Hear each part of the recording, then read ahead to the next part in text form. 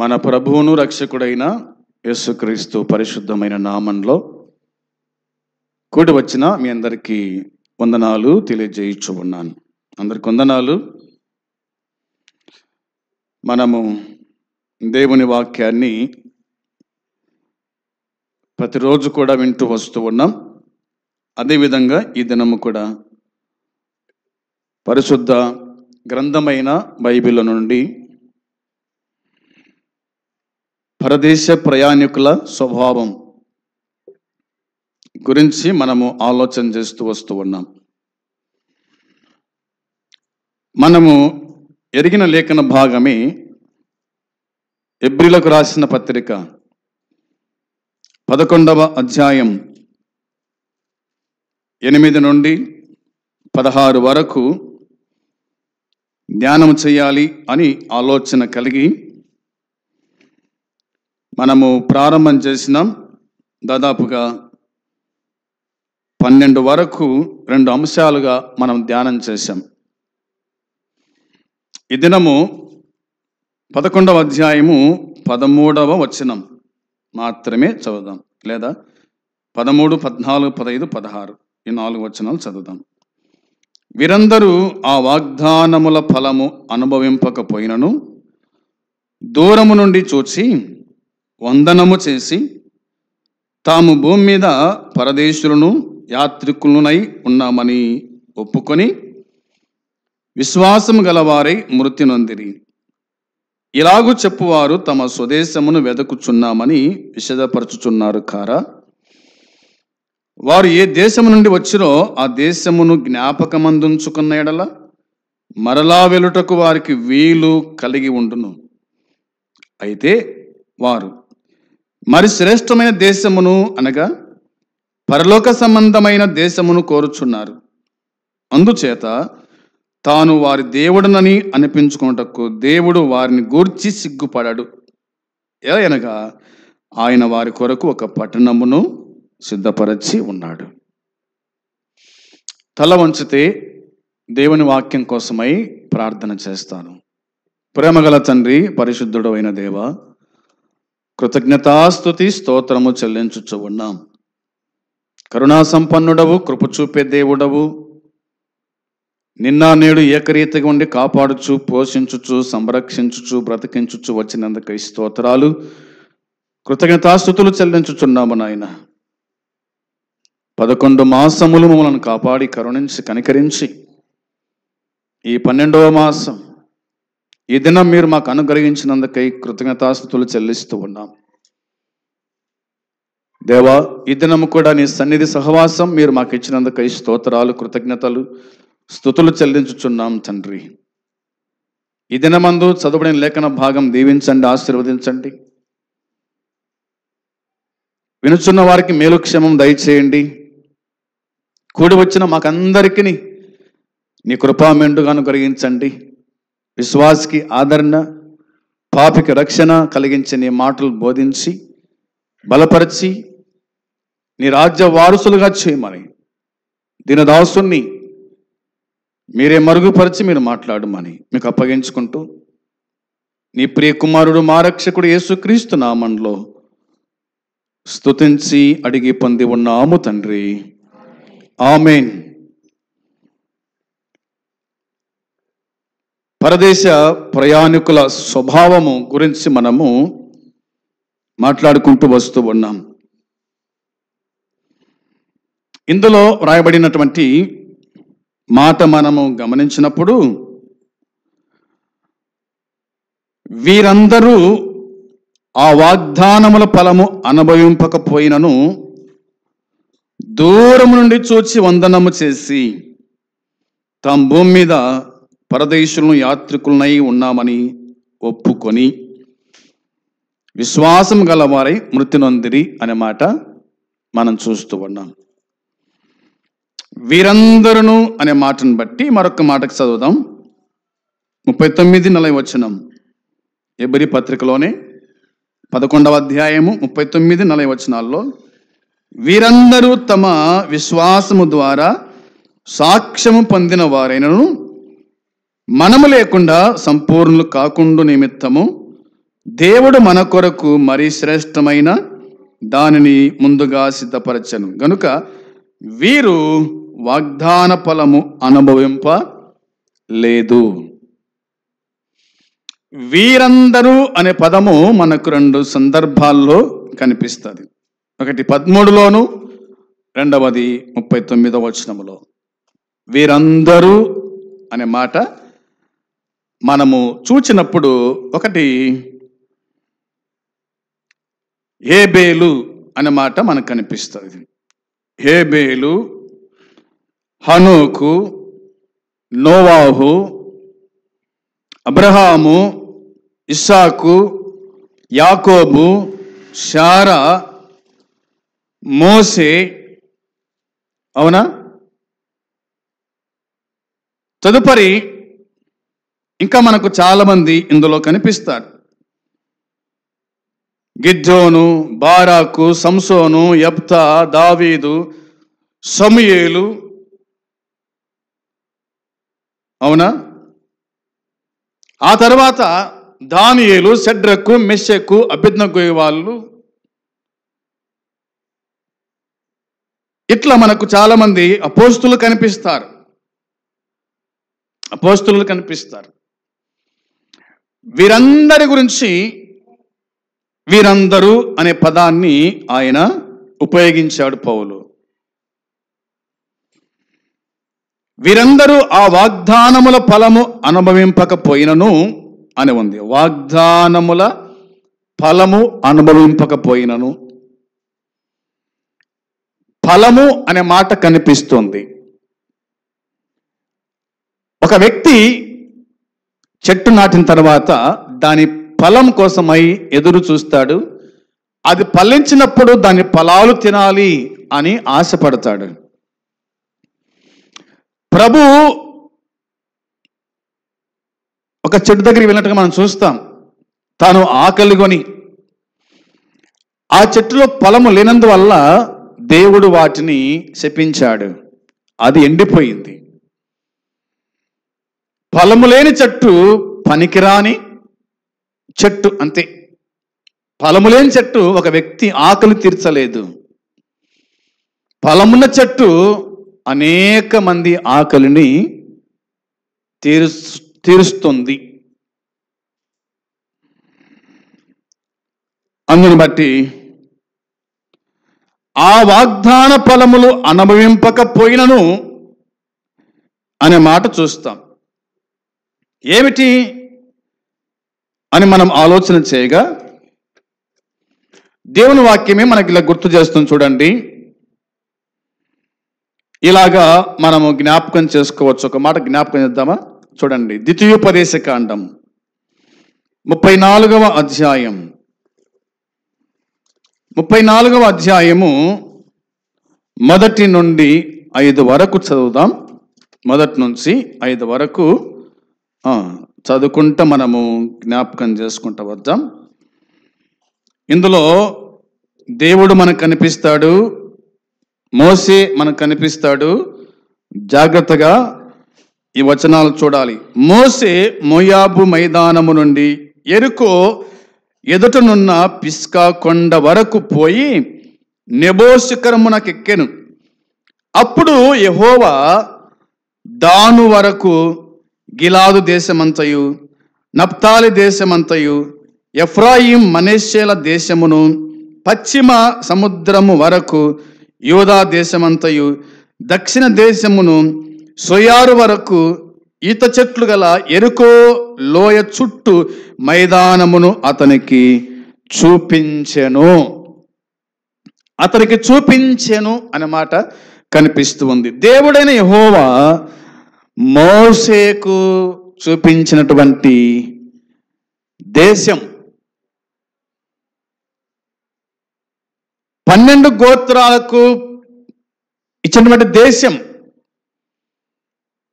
వారి పితరులను బట్టి అబ్రహాము, ఇస్సాకు, యాకోబుతో చేసిన ప్రమాణం గల దేశం. ఆ దేశమే పాలు తేనెలు ప్రవహించు దేశం. ఆ దేశమే ఇజ్రాయేలు దేశం అనే దేశం గురించి ఇక్కడ రాయబడింది. ప్రియమైన వాళ్ళారా, యేసుక్రీస్తు ప్రభు కూడా ఈ విషయాల గురించి మాట్లాడుకుంటూ వచ్చినాడు. అయితే ఇక్కడ మోసే యొక్క మరణం గురించి రాయబడింది. మోసే మరణించక ముందు దేవుడు ఇశ్రాయేలుకు ఏ దేశాన్ని ఇవ్వబోతున్నాడో ఆ దేశం గురించి చూపించాడు. అంతే, చూపించాడు.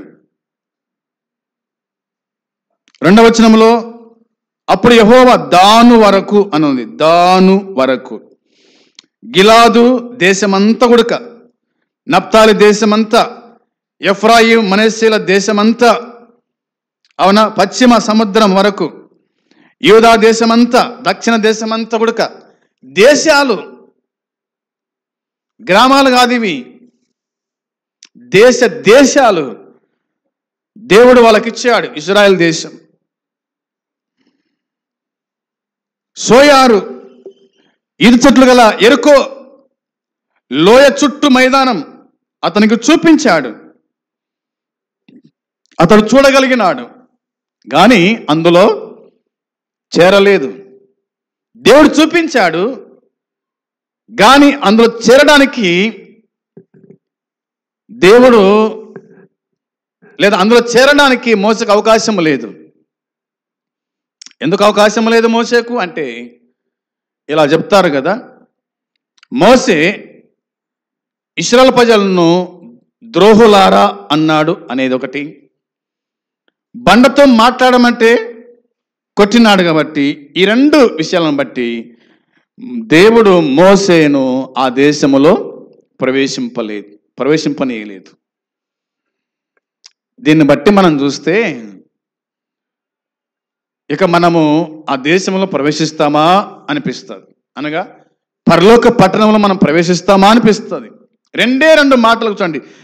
వారిని ద్రోహులారా అన్నందుకు, బండతో మాట్లాడమంటే కొట్టినందుకే దేవుడు ఆ దేశంలో కాలు పెట్టకుండా చేశాడు మోసేను. ఇలా వాక్యం చెబుతుంది కదా 4వ వచనంలో, యెహోవా అతనితో ఇట్లా, నేను నీ సంతానం నాకు ఇచ్చేదనని అబ్రహాం, ఇస్సాకు, యాకోబులకు నేను ప్రమాణం చేసిన దేశం ఇదే, చూడు, కన్లారా చూడు అన్నాడు అనమాట కదా. కన్లారా నిన్ను దాన్ని చూడనిచ్చితిని గాని నీవు నది దాటి అక్కడికి వెళ్ళకూడదు అని అన్నాడు అనమాట. కనులారా నేను దాన్ని చూడనిచ్చితిని, కన్లారా చూసినాడు. ఎలా చూసినాడంటే చూడండి, వాక్యం చెబుతుంది, దేవుడు చూపించాడు అంతే. ఈనాడు మనం ఎక్కడెక్కడో జరిగేటివి ఎక్కడ చూస్తున్నాం? ఇంట్లో ఉండి చూస్తూ ఉన్నాం, అవునా, టీవీలో చూస్తూ ఉన్నాం, సెల్ ఫోన్లో చూస్తూ ఉన్నాం. ఆ విధంగా దేవుడు కళ్ళు కట్టినట్టుగా దేవుడు అబ్రహాము, ఇస్సాకు, యాకోబులకు నేను ప్రమాణం చేసిన దేశము ఇదే అన్నట్టుగా ప్రభు మోసేకు చూపించినట్టుగా మనం చూస్తాం. అది చూచాడు మోసే, చూచి అక్కడనే తాను మరణించాడు. 5వ వచనం చూడగా, యెహోవా సేవకుడైన మోసే యెహోవా మాట చొప్పున మోయాబు దేశములో మృతి నొందెను అన్నాడు. నడిపించిన వాడు చేరలేకపోయినాడు, అయితే దేవుడు చూపించాడు. ఆ దేశం యొక్క ఫలములు, ఆ దేశం యొక్క సారమును మోసే చూడలేకపోయినాడు, రుచి చూడలేకపోయినాడు, అనుభవించలేకపోయినాడు. ఒకవేళ ఇశ్రాయేలు ప్రజలను 12 గోత్రకర్తలను పంపించాడు కదా, వారు ఆ దేశమంతా తిరిగి ద్రాక్ష గొలలు, అంజూరు పండ్లు తీసుకొచ్చారు కదా, ఒకవేళ అవి తిన్నాడో లేదో తెలియదు మనకేమో. ఏదేమైనా గుర్తుంచుకోవాల్సిన మాట ఏమిటంటే, మనము లేకుండా వాళ్ళు సంపూర్ణులు కారు అని వాక్యము గుర్తు చేస్తూ ఉంది. అంత మాత్రం కాకుండా వారు దూరము నుండి చూచిరి అనే మాట కూడా గుర్తుపెట్టుకోవాలి. రండి హెబ్రీ పత్రిక వచ్చేద్దాం, ఆ మాట చదువుదాం మళ్ళీ ఒకసారి. 11వ అధ్యాయము 13వ వచనం, 11వ అధ్యాయం 13వ వచనంలో రాయబడిన మాట, వీరందరూ ఆ వాగ్దానముల ఫలము అనుభవింపకపోయినను దూరం నుండి చూసి వందనము చేసి. వాళ్ళు చూచారంతే, కానీ అనుభవించలేదు. ఎక్కడి నుంచి చూశారంటే దూరం నుండి చూచిరి అనే మాట కనిపిస్తూ ఉంది. దూరం అనే మాట బైబిల్లో గుర్తు చేస్తూ ఉంది. ఏమిటి దూరం? ఆదికాండం 22వ అధ్యాయము, ఆదికాండము 22వ అధ్యాయము 4వ వచనం కూడా చూడాలి. 3వ నాడు అబ్రహాము కనులెత్తి దూరము నుండి ఆ చోటు చూచి తన పనివారితో, మీరు గాడిదతో ఇక్కడనే ఉండుడి, నేనును ఈ చిన్నవాడును అక్కడికి వెళ్ళి దేవునికి మ్రొక్కి మరలా మీ వద్దకు వచ్చేదమని చెప్పి. ఇది అబ్రహాము యొక్క ప్రయాణం. ఎక్కడికి ప్రయాణం? హెబ్రోన్ నుంచి ఏ దేశానికి ప్రయాణం చేస్తున్నాడు తాను? ఏ దేశం అంటే ఆ దేశం అంటే చూడండి, మోరియా పర్వతం. ఆ మాట మనకు 2వ వచనం కనిపిస్తుంది. నేను నీకు చూపించు దేశమునకు అనగా మోయాబు దేశానికి అని లేఖనం మనకు గుర్తు చేస్తూ ఉంది. ప్రయాణమైనాడు. అది 3 రోజుల ప్రయాణం. అవునా? 3 రోజుల ప్రయాణం. ప్రయాణం చేస్తూ చేస్తూ వచ్చాడు. 3వ నాడు, అవునా, 3వ నాడు అబ్రహాము కన్నులెత్తి దూరం నుండి ఆ చోటు చూశాడు. అనగా ఎక్కడైతే ఇస్సాకును బలర్పించమన్నాడు దేవుడు, ఆ చోటు చూసినాడు. ఆ చోటు చూశాడు. అక్కడనే ఆగిపోలేదు, దగ్గరికి పోయినాడు. అక్కడ బలిపీఠం కట్టాడు. కట్టెలు చక్కగా పేర్చాడు. బలిపీఠం మీద తన కుమారుని ఇస్సాకును పరుండబెట్టాడు.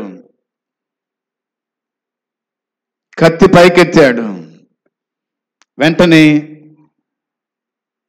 ఒక స్వరం వినిపించింది, అబ్రహామా అబ్రహామా అనే స్వరం వినగానే అతడు ఆగిపోయినట్టుగా మనకు దేవుని వాక్యం చెబుతుంది. ప్రియమైన సోదరి సోదరులారా, అతడు చూచాడు, దూరం నుండి దగ్గరికి వెళ్ళాడు. అక్కడ తన కుమారుణ్ణి అర్పించినట్టుగా దేవుని వాక్యం చెప్తూ ఉంది. ఇక మరొక వచనం జ్ఞాపకం చేస్తూ చూడండి, మీకోసమై గుర్తు పెట్టుకుందాం. అదేమిటి అనగా మార్కు సువార్తలోని ఒక మాట. మార్కు సువార్తలోని ఒక మాట చూడండి. 5వ అధ్యాయము 6వ వచనం చూడాలి. 5వ అధ్యాయము 6వ వచనం.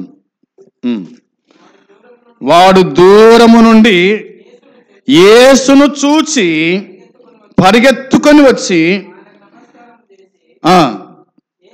యేసు సర్వోన్నతుడైన దేవుని కుమారుడా, మాతో నీకేమి, నన్ను బాధపరచుకుమని దేవుని పేరట నీకు ఆనబెట్టుచునని చెప్పి బిగ్గరగా కేకలు వేశాను. ఇక్కడ దయ్యములు పట్టినటువంటి ఒకడు ఉన్నాడు. ఇక్కడ అతని పేరు ఏం పేరంట? అతని పేరుందా? తనకు పేరు లేదు, కానీ సేన అనే మాట ఉంది. సేన అంటే మేము అనేకులం. సేన అంటే మేము అనేకులం. ఒక్కనిలో ఎంతమంది ఉన్నారంట? అనేకులు ఉన్నారు. అనేకులు అంటే దురాత్మలు. అది గుర్తుంచుకోవాలి. యేసుక్రీస్తు ప్రభువారు మరి గెరాసనుల దేశమునకు వచ్చాడు. ఆయన దోణి దిగగానే అపవిత్రాత్మ పట్టిన వాడొకడు సమాధుల నుండి వచ్చి ఆయనకు ఎదురు పడ్డాడంట. ఏ దేశం ఇది? గెరాసనుల దేశములో ఎవరున్నారు? అపవిత్రాత్మ పట్టిన వాడొకడు ఉన్నాడంట. అపవిత్రాత్మ పట్టిన వాడొకడు సమాధుల్లో ఉన్నాడు. వాడి నివాసం సమాధుల్లో, వాడు ఉండేది సమాధుల్లో, వాడు సమాధుల్లో వాసము చేసేటివాడు అని మాట రాయబడింది. సంఖ్యలతో నేను ఎవడును వాడిని బంధింపలేకపోయాను అని వాక్యం చెబుతుంది. ఆ ఊరి వారు, ఆ దేశం వాళ్ళు ఎవరు కూడా అతన్ని బంధింపలేకపోయినారు, అతన్ని సాగుపరచలేకపోయినారు, అతనిలోని దురాత్మలను వెలగొట్టలేకపోయినారు. అతన్ని ఒక మామూలు మనిషిగా చూడలేకపోయినారు. ఆ దేశంలో మాంత్రికులు లేరా, జ్యోతిష్కులు లేరా, దయ్యాలు వెలగొట్టేవారు లేరా? ఉన్నప్పటికీ కూడా వారితో ఏమాత్రం కాలేదు. అయితే వాడు ఎల్లప్పుడూ రాత్రి మగళ్ళు సమాధుల్లో, కొండల్లో కేకలు వేయచ్చు ఉన్నటువంటి వాడు, తన్ను తానే రాళ్ళతో గాయపరుచుకునేటువంటి వాడు. భయంకరంగా ఆ వ్యక్తి మనకు కనిపిస్తాడు. అతను చూడగానే ఎవడు కూడా అతను సమీపించలేకపోయేవాడు. ఆ దేశంలో, ఆ ప్రాంతంలో, ఆ దేశానికి ప్రభువైన యేసుక్రీస్తు వెళ్ళాడు. కేవలము అతని కోసం వెళ్ళిపోయాడు అంతే. అతను ఒక్కని కోసమే, అతని బాగు చేయడానికి యేసు ప్రభు వారు సముద్రం దాటి వెళ్ళిపోయినాడు. ఇవాళ నుండి అవతలికి వెళ్ళిపోయాడు. వాడు దూరము నుండి యేసును చూసినాడు. చూచాడు, పరిగెత్తుకొని వచ్చినాడు, ఆయనకు నమస్కారము చేశాడు. దూరము నుండి చూచుట. యేసుక్రీస్తు ప్రభు ఈ లోకం ఉన్నప్పుడు అతను చూచాడు, వచ్చాడు, సమీపించినాడు, ఆయనకు మ్రొక్కాడు కదా అనే మాట కనిపిస్తుంది. తర్వాత అతడు ఏమన్నాడంటే, యేసు, సర్వోన్నతుడైన దేవుని కుమారుడు, నాతో నీకేమి, నన్ను బాధపరచుకోమని నిన్ను దేవుని పేరట ఆనబెట్టుచునని చెప్పేసి బిగ్గరగా కేకలు వేశాడు. ఆయన యేసు అని తనకు తెలుసా? పరిచయం ఉందా ఏమన్నా? లేదు. అది గెరాసనుల దేశం. ఆ దేశానికి ప్రభు వెళ్ళింది ఇది మొట్టమొదటిసారి ఇది కదా. అతడు చూడడం మొట్టమొదటిసారి అయినా అతనికి తెలుసు. కానీ తనలో ఉన్నటువంటి దురాత్మలకు యేసు ఎవరో బాగా తెలుసు. దురాత్మలకు యేసు ఎవరో తెలుసు, కానీ మనకు యేసు ఎవరో తెలియకుంటుంది. ఆయన ఎవరంటే సర్వోన్నతుడైన దేవుని కుమారుడని దయ్యాలు చెబుతూ ఉన్నాయి. ఈనాడు మనుషులు ఏమాత్రం కూడా గ్రహింపు లేకుండా ఉన్నారు. సరే, అతడు దూరం నుండి చూశాడు, యేసు ప్రభువును సమీపించినాడు. యేసు ప్రభు నుంచి క్షేమాన్ని, మేలు, స్వస్థతను పొంది ఆరోగ్యవంతుడై తన ఇంటికి వెళ్ళిపోయాడు. నేను చెప్పాల్సిన మాట ఏమిటంటే, అతడు దూరం నుండి చూచి అనే మాట జ్ఞాపకం చేస్తూ ఉన్నాను. ఇతడు చూచాడు, సమీపించాడు. అబ్రహాము చూశాడు, సమీపించాడు. మోసే చూశాడు, కానీ సమీపించలేకపోయినాడు ఆ దేశాన్ని. అవునా? అది గుర్తుంచుకుందాం. ఇక చివరిగా ఒక మాట చూడండి. ఈ మాట మనం చదువుదాం. తెలిసిన వాక్య భాగమే లూకా సువార్త 16వ అధ్యాయము 23వ వచనం. 16వ అధ్యాయం 23వ వచనం చూడగా, అప్పుడు అతడు పాతాళములో బాధపడుచు కనులెత్తి దూరము నుండి అబ్రహామును అతని రొమ్మున ఆనుకొని ఉన్న లాజరును చూచి, తండ్రివైన అబ్రహామా, నా యందు కనికరపడి తన వేలుకొనను నీళ్ళలో ముంచి నా నాలుకను చల్లార్చుటకు లాజరును పంపుము, నేను ఈ అగ్నిజ్వాలల్లో యాతన పడుచున్నానని చెప్పి కేకలు వేసి చెప్పాను అనే మాట ఉంది. ఇక్కడ కూడా దూరము అనే పదము కనిపిస్తూ ఉంది. తాను బతుకున్నప్పుడు భూమి మీద ఉన్నప్పుడు లాజరు ఎక్కడున్నాడు? ధనవంతునికి సమీపంగానే ఉన్నాడు. అవునా? ధనవంతుడు బతుకున్నప్పుడు, లాజరు బతుకున్నప్పుడు ధనవంతునికి లాజరు సమీపంగా ఉన్నాడు. లాజరు ధనవంతునికి సమీపంగానే ఉన్నాడు. ఎందుకంటే ధనవంతుని ఇంటి వాకిట ఉన్నాడు లాజరు. చనిపోయిన తర్వాత ఇద్దరు చనిపోయినారు కదా. మొదటిగా లాజరు చనిపోయాడు, రెండవదిగా ధనవంతుడు కూడా చనిపోయాడు. లాజరు చనిపోయినప్పుడు దేవదూతలు వచ్చి లాజరును తీసుకొని వెళ్ళారు పరదైసుకు, అనగా అబ్రహాము రొమ్మున ఆనుకోవడానికి. ధనవంతుడు కూడా చనిపోయాడు, అతడు పాతిపెట్ట బడెను అని దేవుని వాక్యం చెప్తూ ఉంది. ఇక్కడ కన్నులు మూసిన వాడు లాజరు భూమి మీద కన్నులు మూసాడు, అబ్రహాము రొమ్మన కన్నులు తెరిచాడు, లేదా పరదైసులో కన్నులు తెరిచాడు. ధనవంతుడికి భూమి మీద కన్నులు మూసాడు, పాతాళములో కన్నులు తెరిచినాడు. కలిసి బతికారు భూమి మీద, కలిసి జీవించారు భూమి మీద. మరణం తర్వాత దారులు వేరైనయి, గమ్యములు వేరైనయి. అవునా? లాజరు దారి వేరు, అది పరలోక పట్టణానికి తీసుకొని వెళ్ళిపోయింది. ధనవంతుని యొక్క దారి నరకానికి తీసుకొని వెళ్ళింది. రెండే రెండు మార్గాలు, ఒకటి పరలోకానికి మార్గం, రెండవది నరకానికి మార్గం. ఏ మార్గంలో నువ్వు వెళ్ళాలనుకుంటున్నావు? ఏ దారిని ఏర్పాటు చేసుకున్నావు? అబ్రహాము, ఇస్సాకు, యాకోబు ప్రవక్తలు ఏర్పరిచిన దారి అది పరలోకానికి దారి. ఆ దారేనా నీ దారి అనేది జ్ఞాపకం చేసుకోవాలి. అప్పుడతడు అనే దేవుని వాక్యం చెబుతోంది, అప్పుడతడు పాతాళములో బాధపడుచున్నాడు. బాధపడుచు కనులెత్తి దూరం నుండి అబ్రహామును అతని రొమ్మును అనుకున్న లాజరును చూచాడంట. కనులెత్తి అంటే ఎక్కడుంది పరదైసు? పైన పరదైసు ఉంది, కింద పాతాళం ఉంది. పరదైసుకు పాతాళమునకు దగ్గర సమీపంగా ఉంది, దానికి మధ్యన అగాధము ఉంచబడింది. ఒకవేళ అక్కడి వారు ఇక్కడికి, ఇక్కడి వారు అక్కడికి భోజాలకున్నట్లు మధ్యన అగాధం ఉంచబడింది. ఒకవేళ ఈ ధనవంతుడు దాటి వెళ్దామనుకుంటే కనుక దాటి వెళ్ళలేడు. ఎందుకంటే అగాధములో పడిన వాడు ఎక్కడికి పోతాడో తెలియదు. అగాధము అనగానే అడుగులేని స్థలం అంతే. దాంట్లో పడిన వాడు ఎక్కడికి పోతాడో తెలియదు. చూచాడు, కళ్ళెత్తి చూచాడు, దూరమును చూసినాడు. చూసి అబ్రహామును చూసి కదా, అబ్రహామును అతను రొమ్మను అనుకున్న లాజరును చూసి ఏమంటున్నాడు? తండ్రివైన అబ్రహామా, నా యందు కనికరపడి తన వేలుకొనను నీళ్ళలో ముంచి నా నాకును చల్లార్చు లాజరును పంపుము, నేను ఈ అగ్ని జ్వాలలో యాతన పడుచున్నానని చెప్పి కేకలు వేశాను. ప్రేమైన వాళ్ళారా, చూచాడే కానీ ప్రవేశించలేకపోయినాడు. దూరం నుండి చూసినాడు కానీ ప్రవేశించలేకపోయినాడు. కారణం, ఇక వెళ్ళిపోయిన తర్వాత, మరణించిన తర్వాత ఇక దూరమే అంతే.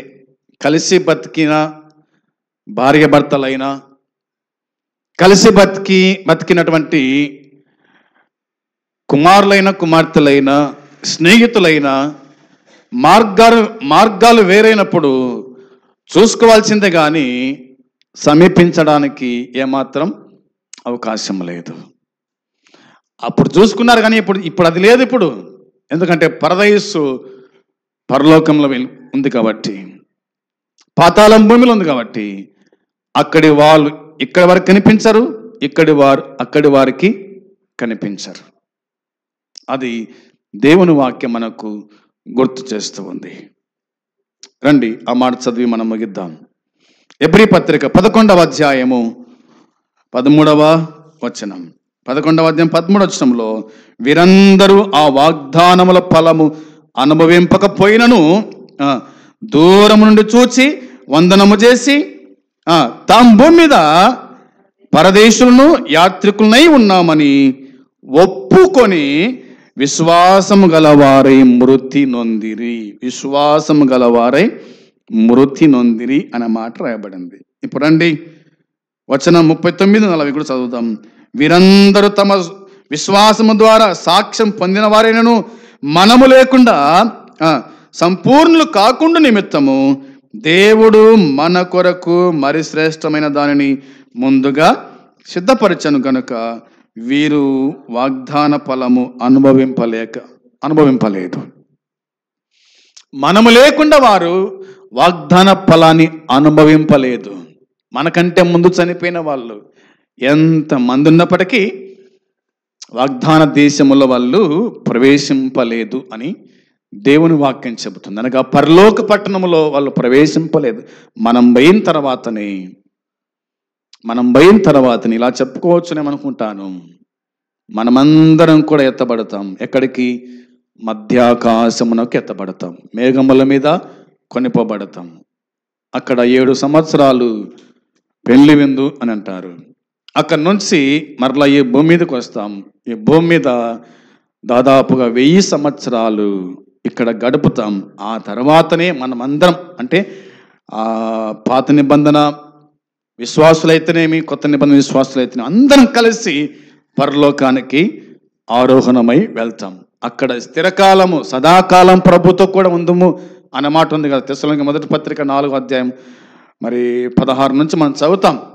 సదాకాలం ప్రభుతో పాటు ఉందమంటే అది స్థిరమైన నివాసం అనేది మనం గుర్తుంచుకోవాలి. ఏదేమైనా మనమందరం కూడా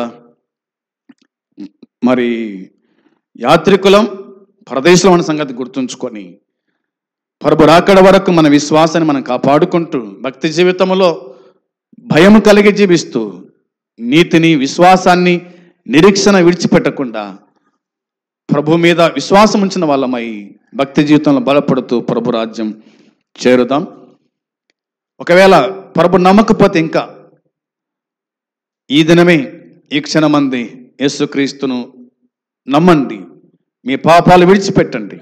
మీ జీవితాన్ని ప్రభుకు అప్పగించి మారు మనసు పాపక్షమాపణ పొంది బాప్తిసం తీసుకొని ప్రభు కోసమై జీవిస్తే మీరు కూడా మరి ఆ పరదైసులో, దేవుని రాజ్యములో అబ్రహాము, ఇస్సాకు, యాకోబులకు చేసిన ప్రమాణ వాగ్దానం చేసిన దేశములో అక్కడ మనమందరం ఉంటాం అన్న సంగతి జ్ఞాపకం చేసుకోవాలా. లేదంటే గనక ధనవంతుడు ఎక్కడున్నాడు? పాతాళంలో ఉన్నాడు, బాధపడుతూ ఉన్నాడు, ఒక్క చుక్క నీటి పట్టు కోసమై తప్పించిపోతున్నాడు. మరి నీకు ఏది కావాలా?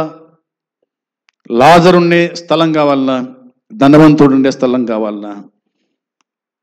మనము నిర్ణయం చేసుకోవాలి. 2 దారులు అంతే, ఒకటి మోక్షం, ఒకటి నరకం. ఏ దారిలో వెళ్తావో నువ్వు విన్నావు, దేవుడు నీతో మాట్లాడినాడు, నీకు అర్థమైంది. మరి ఇంకా జీవితం ఉంది, వయసు ఉంది కదా, ఇంకా కాలం ఉంది అనుకుంటే మాత్రం కాదు. ఎందుకంటే ఈ దినమే ఆరాధనకు వెళ్తూ ఉంటే, రామాపురం వెళ్తూ ఉంటే ఆర్సిఎం చర్చ్ కాడ కేవలం ఒక బెత్తెడ మాత్రమే, కారుకు నాకు ఇండికేటర్ వేసా కానీ వాడు వినలేదు, సర్రున వెళ్ళిపోయినాడు. అట్లా ఒక్క క్షణం అట్లా అంటే మనక ఇప్పటికీ పరదేశులమో అనే కీర్తన పడాల్సి వచ్చు. దేవుడు ప్రమాదం తప్పించినాడు, బతికించాడు. కాబట్టి ఈ దినం, ఈ సమయం అందు మీ మధ్య నేను ఉండి ఈ వాక్యం చెప్పగలుగుతూ ఉన్నాను. రోడ్డు ఎక్కిన వాడు ఇంటికి వచ్చేంత వరకు నమ్మకం లేదు.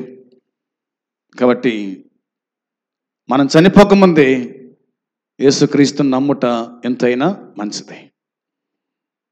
సమయం లేదు, ప్రభు రాకడ ఆసన్నమవుతుంది కాబట్టి జాగ్రత్త పడదాం. అట్టి కృప దేవుడు మనకు అనుగ్రహించునుగాక.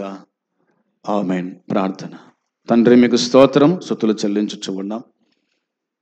మీరు అందించిన ఈ మాటలను బట్టి వందనాలు, స్తోత్రాలు, కృతజ్ఞత స్తుతులు చెల్లించుచు ఉన్నాం. ఇంకా ఎంతమంది అయితే నీ వాక్యాన్ని విని గ్రహించక ఇంకా లేట్ చేస్తున్నారేమో వారిని జ్ఞాపకం చేసుకో తండ్రి. వారికి రక్షణ, మారు మనస్సు అనుగ్రహించండి. నీ కృప దయచే తండ్రి, కాపాడమని ప్రార్థన జ్ఞాపకం చేసుకోండి. నమ్మి విశ్వసించిన వారు భక్తి జీవితంలో బలపడుచు నీ రాజ్యానికి చేరునట్టుగా మీ కృప దయచేసి కాపాడి సహాయం చేయండి. నీకే స్తోత్రం, స్తుతులు చెల్లించుకుంటూ ప్రభు అయిన యేసుక్రీస్తు పరిశుద్ధమైన నామంలో స్తుతించి ప్రార్థించి అడిగి పొంది ఉన్నాము తండ్రి. ఆమేన్. పరలోకమందున తండ్రి ప్రేమ, మన ప్రభు అయిన యేసుక్రీస్తు కృప, పరిశుద్ధాత్మ అన్యోన్య సహవాసము సన్నిధి కూడి వచ్చిన మనకు సకల పరిశుద్ధులకు ఇప్పుడు ఎల్లప్పుడు సదాకాలము తోడై ఉండునుగాక. ఆమేన్. మంచిది. అందరికీ వందనాలు.